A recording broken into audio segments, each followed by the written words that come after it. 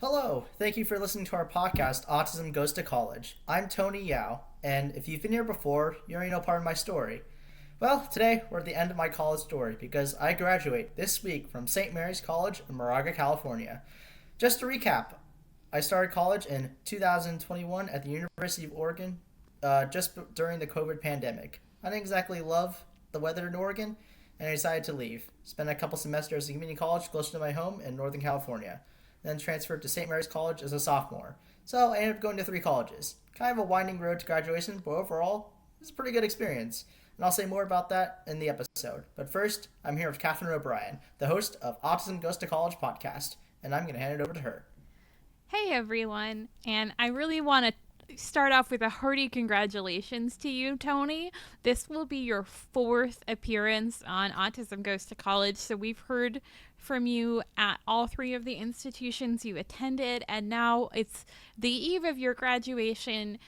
So thank you so much for your generosity and openness and for letting us join you in your moment of triumph. You're wrapping it all up, and I just want to check in and hear about how the final couple years have been since we talked in spring of sophomore year. You felt like maybe it was as good or better than you expected when you started at St. Mary's College. Did that hold? I think it's been a while since we last spoken, haven't we? It's been Yeah. So it was just to sort of situate you, you had broken your wrist. It was right before spring break, and yeah. you were still at home, kind of rehabbing that injury. Yeah, Oh, well, I'm glad right to there. see that you're not in a cast. So Yeah. time changes things for you. Yeah. So it's been a minute. How's it been? So first off, the wrist is fine. So far I've gone through a lot of upper division classes. That's been cool. Sort of gotten used to like the St. Mary's routine, a lot of like the small class sizes, a lot of communication with professors, and just sort of communicating if I have something come up where I'm doing a lot. I've done a lot of stuff where I'm an exec of a club.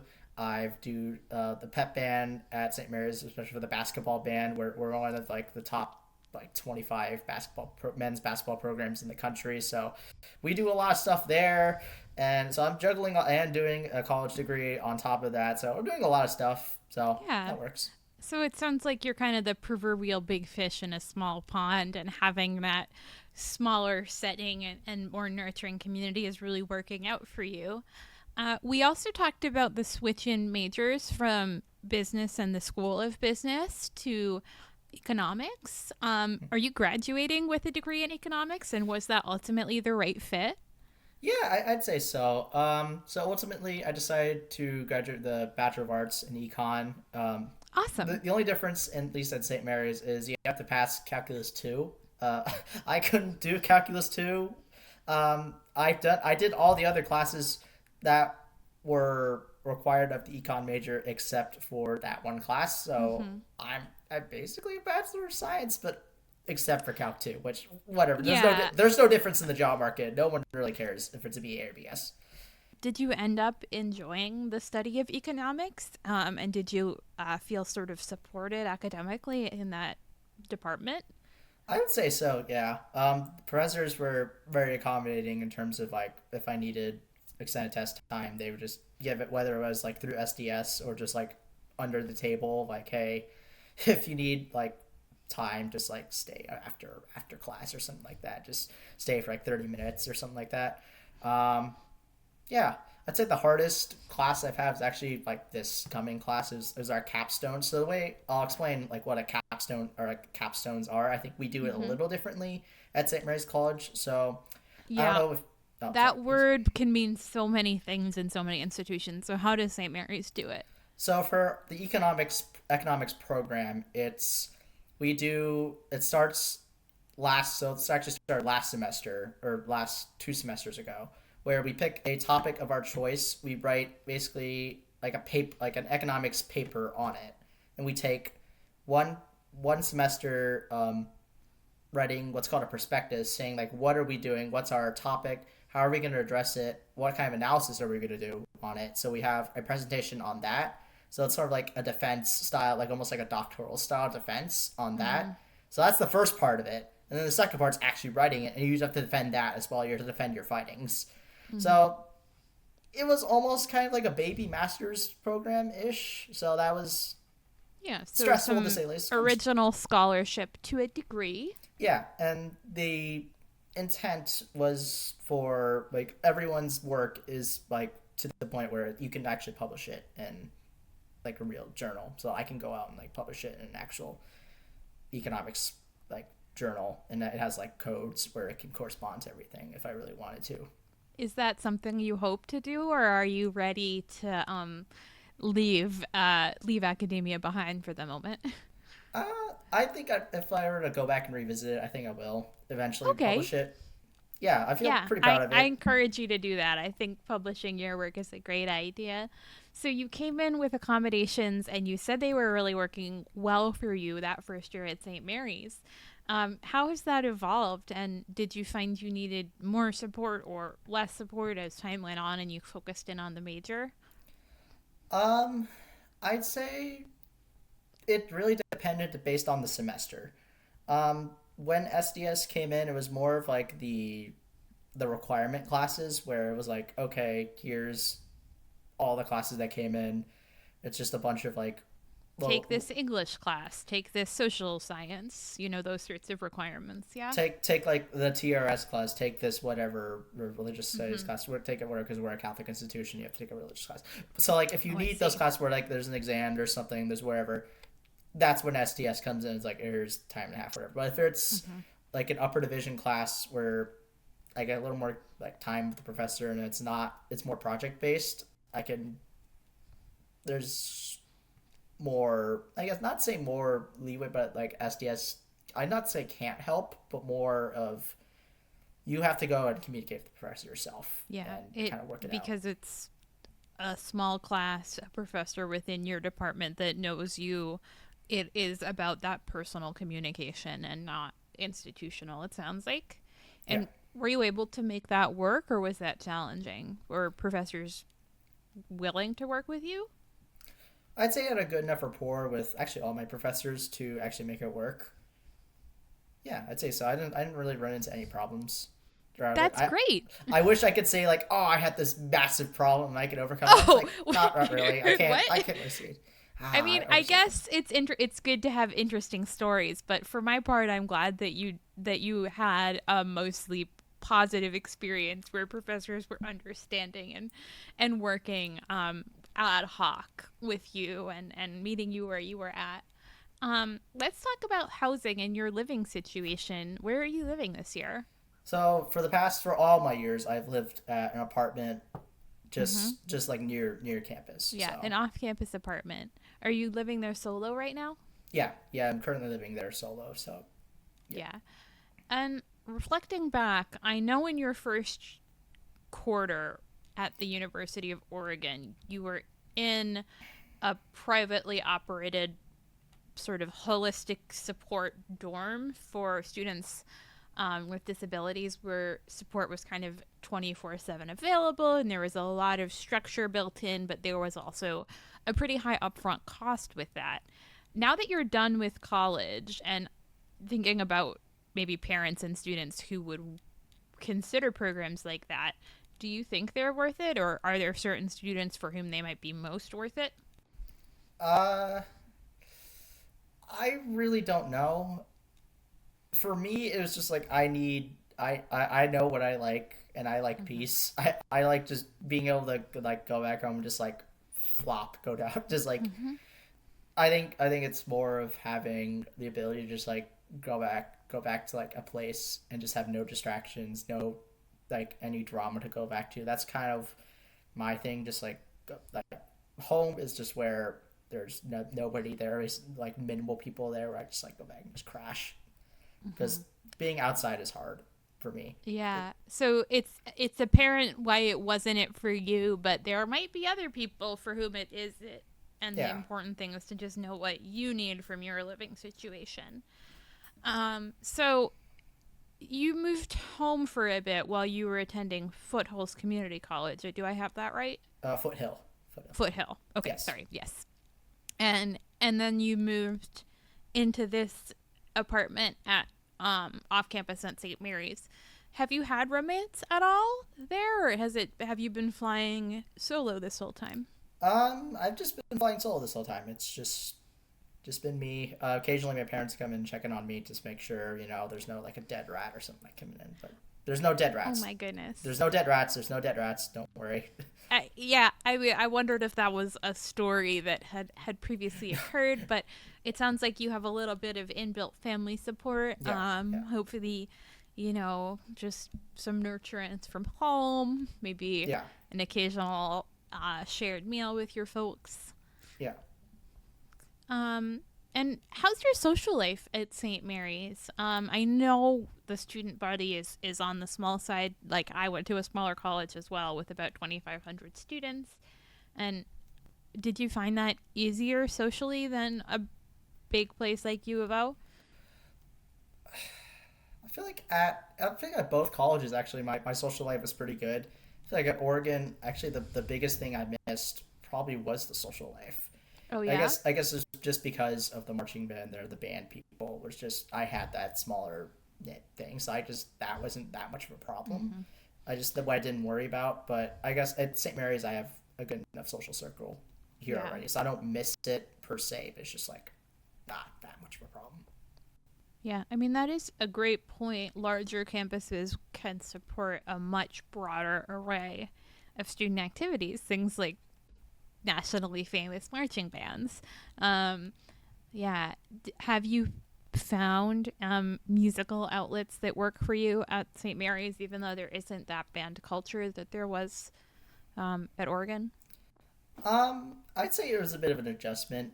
Like as you said, the band culture isn't as like massive or big at St. Mary's, so there's a bit of an adjustment period. And I've come from just that in general, so I'm just kind of used to that. So it was just a bit of an adjustment, kind of adjusting attitudes, but I managed to make it work. So Yeah, it was more of like a I'm fun, have loose, have fun kind of thing deal. So yeah. Did you join any student music groups? my first like year, I joined like the music ensembles just to get some credits. Yeah. Those were good, but then as the like upper division went on, I just didn't have time in my. Yeah. So I'm guessing that with graduation coming sometime in the last year or two, you started to consider employment. Thinking about that, did you start with like maybe an internship junior year, or what was the beginning of that process like? So what was this? My sophomore year. This is the year I broke my hand. So the year I broke my hand, I got accepted to an internship at a local labor union, the Contra Costa Labor Council. So Okay. that was a really fun internship. Got some Mm-hmm. pretty good experience of just like seeing what that's like, and just like seeing like the diversity of what's going on Yeah. there. So you And had an yeah, internship after sophomore year there yeah, in Contra Costa County. yeah. Cool. Okay. And then how did it grow from there? I guess. Um, the tough part is like this is just like something for everyone. Like this is Mm-hmm. not just for like neurodiverse students. This is just for everyone. The job market is just ruthless. Like it's just tough. It's hard. Yeah. And I'm actually doing. I don't think I've told it. Well, I think I've told that it's been a while, but I'm actually doing applying to the master's program at St. Mary's. So I'm doing an MS in accounting. So my Oh, academic journey is not over. So yeah. okay, great. So what were you doing as an intern at the Contra Costa Labor Council? So internship, I was mostly just helping out with the records, like record keeping. Um, Also doing helping them create like a history, like a labor history presentation for like outline like what is the history of labor unions kind of thing. So there'll be a history thing on the Oh, side too. well, it's nice that they give you a little bit more than printing and copying at least. Oh Although no, I did my share of printing and I'm copying as sure well. you Yeah, did. yeah. Yeah. But I also did Um, more stuff on the side too. I mean, it's good to get both exposure and classical internship. So what happened next? You went Uh, back junior year.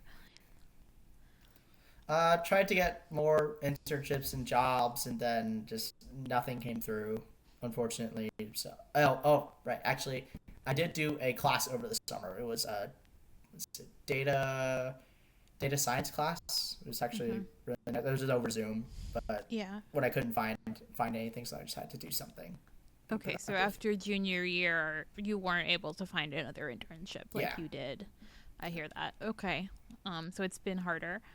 Um, and is that what did you always think you might want to go to grad school, or was grad school something because you weren't sure there would be a job opportunity right away? That was kind of a secondary plan. Uh, it's just been kind of 50-50 whether it was a good fit.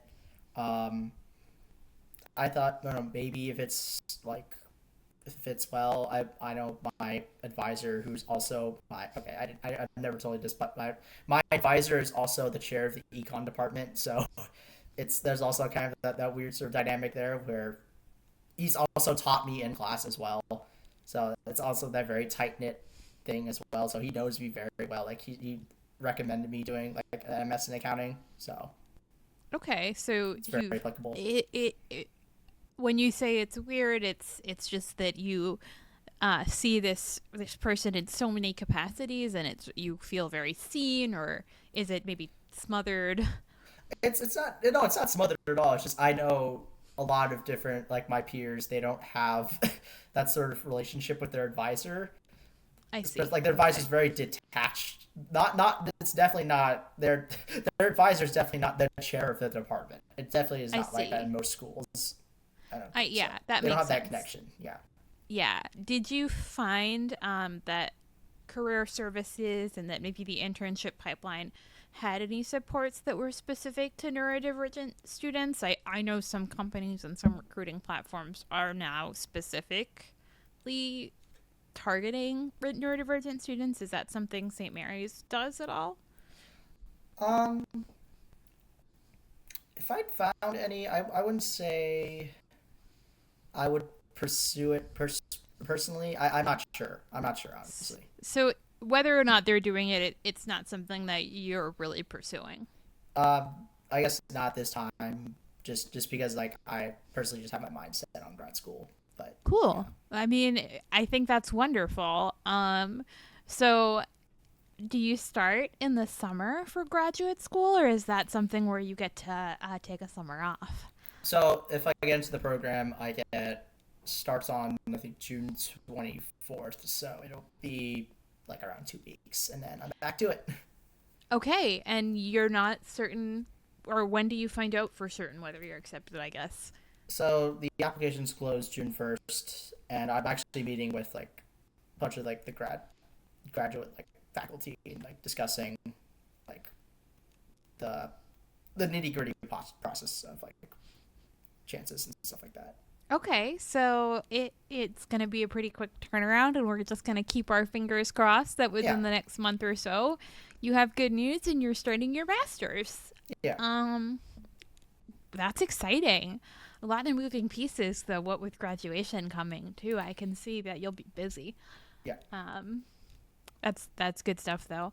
Um, so looking back on your student journey, was there anything about college or colleges that was easier than you expected? I'd say workload. Workload, if Okay. I'm honest. I'm not sure. Like other than Like like this. your academic labors were less than you thought they would be? Yeah, I guess this is just coming from like just from my perspective, like a very like academically tough high school, just coming into a college that's relatively I wouldn't say academically like relaxed, but it's not like the toughest. So I guess it was like I was expecting a lot like to have like all nighters every single night. Well, if you have an all-nighter every single night, you simply die of lack of sleep Yeah, pretty yeah, quickly. So that's not a very realistic expectation yeah, either. But I hear you. You went to a rigorous high school where you already were doing a lot of work, and then when college was not much more work, it probably was like, okay, I got yeah. this. Um, were there aspects of college outside of the academics that were harder than you expected or that were surprising or uncomfortable? I guess just living on my own. It definitely takes getting used to. But then once you get like a couple months, it's like this is nice. But then there's also that like discipline that comes into it where it's like, okay, you gotta do the work. Come on, wake yourself up.